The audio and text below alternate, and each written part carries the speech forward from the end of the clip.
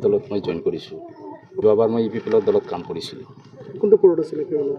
মোৰ এনে সাধাৰণ সদস্য হিচাপত আছিলোঁ, কিন্তু মই তেনেকুৱা ধৰণৰ কোনো ৰেছপন্স বা ৰাইজৰ ভাল কাম কৰা মই পৰিলক্ষিত হোৱা নাই, দেখা নাই মই।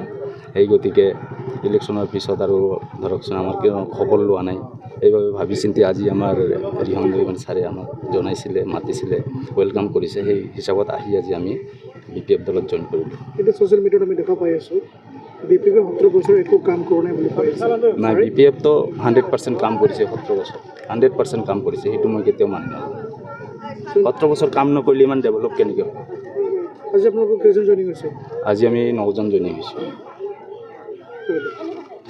BPFखौ जों सिगांनिफ्रायनो मोजां मोनखायोमोन। भैरबकुन्द ब्लक BPF राजखान्थि हान्जानि मोनसे जयनिं हाबाफारि दंमोन आरो जोंहा बे जयनिं हाबाफारियाव जोंनि बे मनपुर जोंहा सेंग्रा लाइमोन आफादनि गासै 28 सोद्रोमाफोरा दिनै जोंनि BPF राजखान्थि हान्जायाव आनुষ্ঠাनिक भाबै जगदान जादों।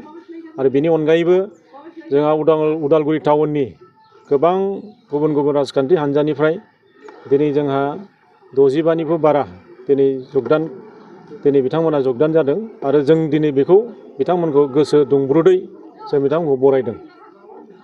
सार, जों खोनानो मोन्दों फैगोन समबारखालिबो आरो गिदिर मोनसे BPFनि हाबाफारि दं नामा, जथुमा दङ ना खोनानो मोन्दों? फैगौ जोंहा समबार 11 मार्चआव जोंहा नलबारि डायमन्ड फिल्डआव मोनसे सुबुं गौमा जोंहा जानो थांगासिनो दङ। बे सुबुं गौमायाव जोंहा 25,000निफ्राय 30,000 जोंहा रायजो राजाया बेयाव थुबुर जागोन आरो जों फैगौ MP इलेक्शननि सोमोन्दै बेयाव जों गुवारै रायजो राजाफोरनो जों मेसेज होगोन आरो बे दिनै जोंहा सुबुं गौमा हाबाफारियाव जोंनि राजखान्थि हान्जानि आफादगिरि हाग्रामा महिलारिया बेयाव बाहागो लागोन। सार, जों गामियारि सार मा बुंनो सानो? दा बेथ' दुखुनांथाव, बिथांमोना गभर्नमेन्ट आसनिखौ लानानै दिनै राजनिति खालामदों। जोङो बिथांमोनखौ गुरैयै खावलायो, बिथांमोना बे राजनितिक बे खामानिखौ बन्द' खालामनांगौ। दिनै गभर्नमेन्ट आसनिया गभर्नमेन्ट अफिसावसो इमप्लिमेन्टेसन जायो। दिनै बिथांमोना बेखौ राजनितिक सार्थनि जुनि बिथांमोना बेबहार खालामदों।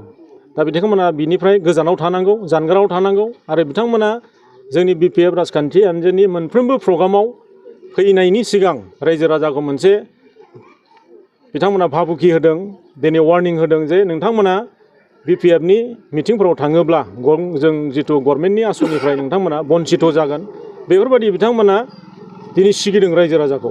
दिनै जों बुङो बिथांमोना बेफोरबायदि राजनितिक खालामनायनिफ्राय जानगाराव थानांगौ आरो दिनै गभर्नमेन्ट आसनिखौ जोंहा गभर्नमेन्ट अफिस दङ, बे गभर्नमेन्ट अफिसाव बेफोरखौ रुपायन खालामनांगौ, इमप्लिमेन्टेसन खालामनांगौ।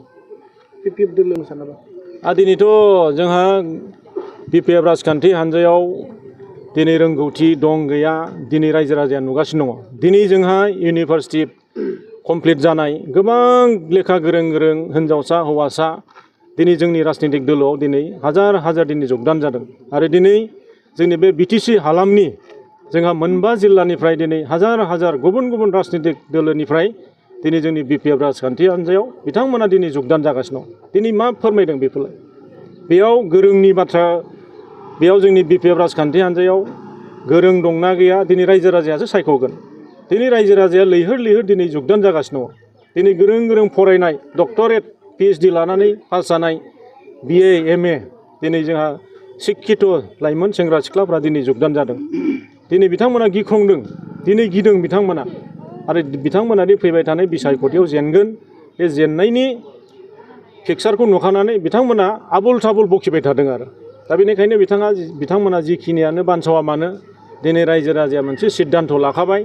फैगौ जोंहा MP इलेक्सनाव आरो फैगौ जोंहा 2025 मायथाइयाव 2025आव जोंनि BPF राजखान्थि हान्जाखौ